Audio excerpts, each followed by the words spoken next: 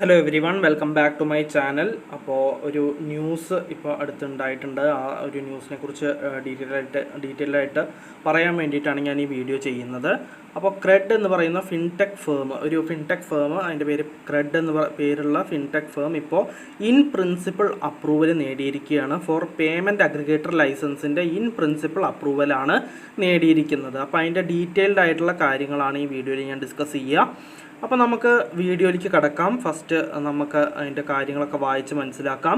അപ്പോൾ അതിൽ പറയുന്നത് എന്താണെന്ന് വെച്ച് കഴിഞ്ഞാൽ, ഫിൻടെക് ഫേമായ CRED has obtained Reserve Bank of India's in principle approval to operate as a payment aggregator as per a source familiar with the matter. അപ്പോൾ ഫിൻടെക് ഫേമായ ക്രെഡിന് ഇപ്പോൾ റിസർവ് ബാങ്ക് ഓഫ് ഇന്ത്യയുടെ ഇൻ പ്രിൻസിപ്പിൾ അപ്രൂവലാണ് കിട്ടിയിരിക്കുന്നത്. അതിനെ പേയ്മെൻറ്റ് അഗ്രിഗേറ്ററായിട്ട് ഓപ്പറേറ്റ് ചെയ്യാനുള്ള ഇൻ പ്രിൻസിപ്പിൾ അപ്രൂവലാണ് റിസർവ് ബാങ്ക് ഓഫ് ഇന്ത്യ ഇപ്പോൾ കൊടുത്തിട്ടുള്ളത്.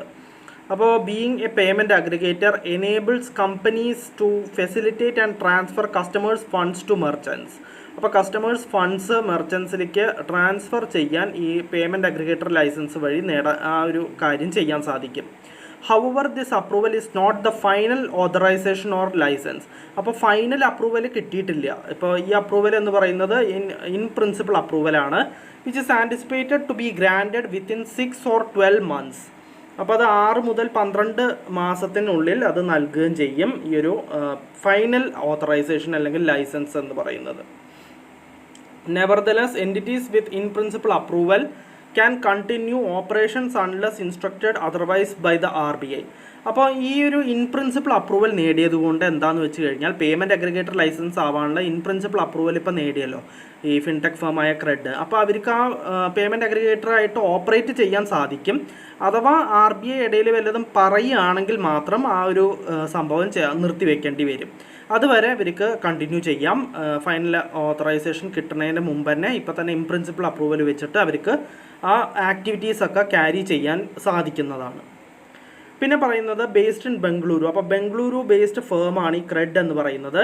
Cred is the leading third party application for credit card bill payments in India. അപ്പോൾ ക്രെഡിറ്റ് കാർഡ് ബിൽ പേയ്മെൻറ്റ്സിനുള്ള ലീഡിംഗ് തേർഡ് പാർട്ടി ആപ്ലിക്കേഷനാണ് ഈ ക്രെഡ് എന്ന് പറയുന്ന company. It also offers various other products and services including a e-commerce platform, small e-commerce platform, vehicle management solutions and curated travel packages.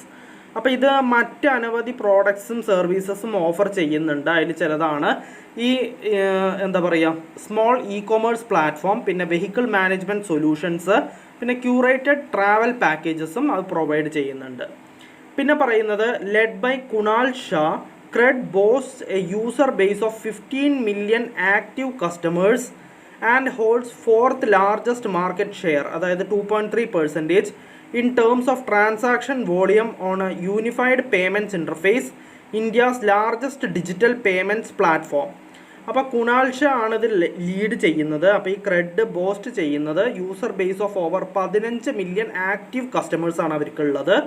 And holds the 4th largest market share ആണ് hold ചെയ്യുന്നത്, 2.3% in terms of transaction വോളിയത്തിൻ്റെ കാര്യത്തിൽ on a unified payments interface UPI നോക്കുകയാണെങ്കിൽ India's largest digital payments platform. അപ്പോൾ നമുക്ക് next എന്താ പറയുന്നത് നോക്കാം.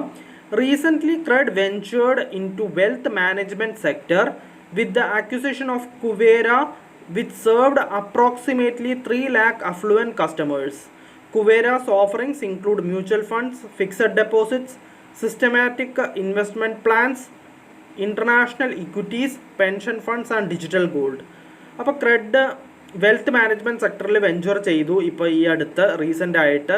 അത് എങ്ങനെയാണെന്ന് വെച്ച് കഴിഞ്ഞാൽ, കുവേര എന്ന് പറയുന്ന കമ്പനി അക്വയർ ചെയ്തതോടുകൂടിയാണ് ഈ ഒരു വെൽത്ത് മാനേജ്മെൻറ്റ് സെക്ടറിൽ എന്താ പറയുക വെഞ്ചർ ചെയ്തിരിക്കുന്നത്. അപ്പോൾ വിച്ച് സെർവ്ഡ് അപ്രോക്സിമേറ്റ്ലി, അവർക്ക് ഈ കുവേരയ്ക്ക് ഉണ്ടായിരുന്നത് 3 lakhs അഫ്ലുവൻറ്റ് കസ്റ്റമേഴ്സാണ് ഉണ്ടായിരുന്നത്.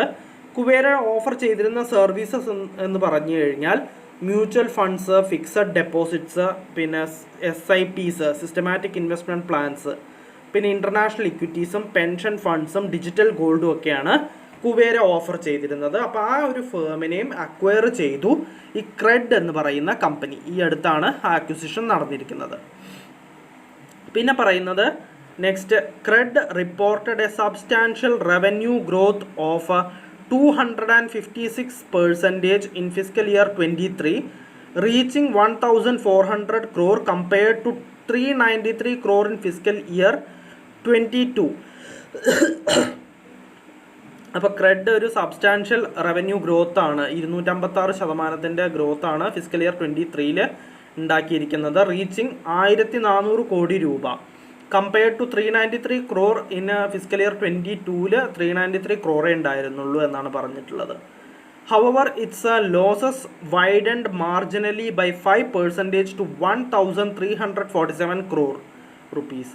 അപ്പോൾ ഇതിൻ്റെ ലോസസ് മാർജിനലി വൈഡൻ ചെയ്തിരിക്കുകയാണ് 5%, എന്നിട്ട് 1,347 കോടി ആയിരിക്കുകയാണ് in fiscal year 23 from 1,280 crore in fiscal year 22. This was attributed to CRED's successful reduction of customer acquisition costs by approximately 80% over the past 4 years. പിന്നെ പറയുന്നത് several payment gateway companies including Razorpay, CC Avenue, Cash Free, Zoho, Tata Pay and Encash have received the RBI's final approval to operate as payment aggregators since late last year. അപ്പോൾ കഴിഞ്ഞ വർഷം അവസാനത്തോടു കൂടി പല payment gateway companies, അതായത് അതിൻ്റെ പേരുകൾ തന്നെ കൊടുത്തിട്ടുണ്ട്, റേസർപേ, CC അവന്യൂ, പിന്നെ ക്യാഷ് ഫ്രീ, സോഹോ, ടാറ്റ പേ, എൻകാഷ് എന്ന് പറയുന്ന ഈ കമ്പനികൾക്കൊക്കെ RBIയുടെ ഫൈനൽ അപ്രൂവൽ കിട്ടിയിട്ടുണ്ടായിരുന്നു. ഓപ്പറേറ്റേഴ്സ് പേയ്മെൻറ്റ് അഗ്രിഗേറ്ററായിട്ട് ഓപ്പറേറ്റ് ചെയ്യാനുള്ള ഫൈനൽ അപ്രൂവലും കിട്ടിയിരുന്നു ഈ കമ്പനികൾക്ക് എന്നാണ് പറഞ്ഞിട്ടുള്ളത്. കഴിഞ്ഞ വർഷം ലാസ്റ്റ് ആയപ്പോഴേക്കും, ലേറ്റ് ലാസ്റ്റ് ഇയർ എന്നാണ് പറഞ്ഞിട്ടുള്ളത്. അപ്പോൾ ഈ ഒരു ന്യൂസിനെ കുറിച്ച് അറിഞ്ഞപ്പോൾ ഇതൊരു ഇമ്പോർട്ടൻ്റ് ആയിട്ടുള്ള ന്യൂസായിട്ട് തോന്നി. അതായത് ബാങ്കിങ് റിലേറ്റഡ് ആയിട്ടുള്ള ഒരു ഇമ്പോർട്ടൻ്റ് ആയിട്ടുള്ള ന്യൂസായിട്ട് തോന്നി. അതുകൊണ്ടാണ് ഞാൻ ഇതിൻ്റെ ഒരു വീഡിയോ സെപ്പറേറ്റ് ആയിട്ട് ചെയ്തത്. അപ്പോൾ നമുക്ക് മറ്റൊരു വീഡിയോയിൽ വീണ്ടും കാണാം. So bye everyone.